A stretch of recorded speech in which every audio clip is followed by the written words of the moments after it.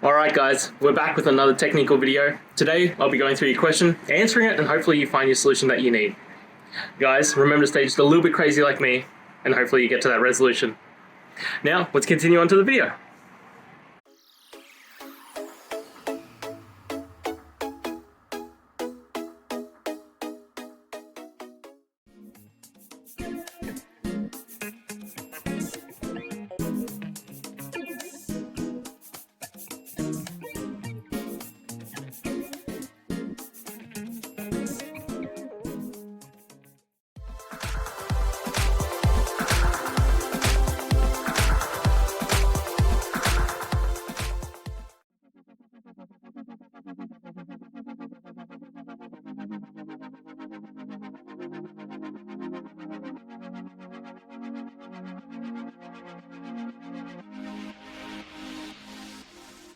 I hope that video helped find the resolution you're looking for. If it did, guys, I'd appreciate it if you could hit subscribe.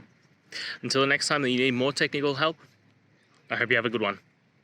Cheers.